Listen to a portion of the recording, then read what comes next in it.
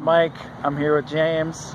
Hi. And we've just wrapped up 40 days of silence, gratitude, and wisdom, supporting one another in some practices to help us be human well and keep up. But we want to introduce a new practice to engage with. We handed out these mindful journals at Easter, and we're sharing a digital copy with some instructions in there. But James, tell us a little bit about this. It was inspired by Krishnamurti, a guy whose house you just were staying at for a year. Yeah, that's right.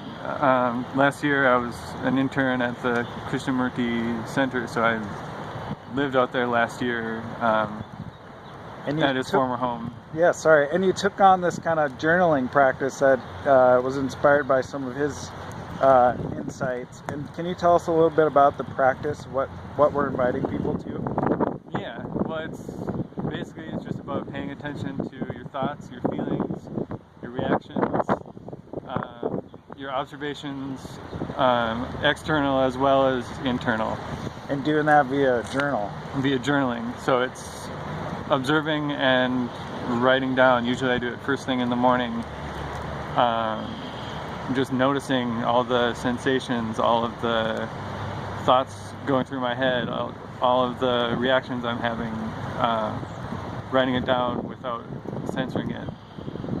And then later in the day, looking it over again and sort of putting it under the microscope, not in order to analyze it, but just in order to see it for what it is. Yeah, I like this language of like observing ourselves by observing our thought and doing it without judgment, like you're saying. Like, this isn't to beat ourselves up or to booster ourselves up either.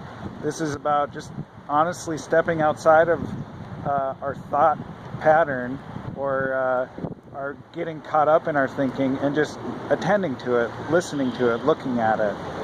Yeah, I really think that's the most important thing, doing it without judgment. And it's also the most difficult thing. There's a quote from Krishnamurti who said, "Observation without evaluation is the highest form of intelligence." Actually, I read in a book somewhere somebody had read that quote and they said,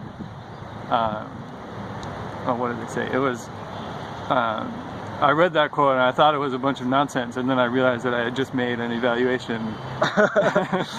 Yes. So non-judgment is key, but we're inviting you to this practice of mindful journaling, and there's instructions in the journal. Thanks for helping write those, James. And any last word? Go for it. Go for it. All right. Peace out.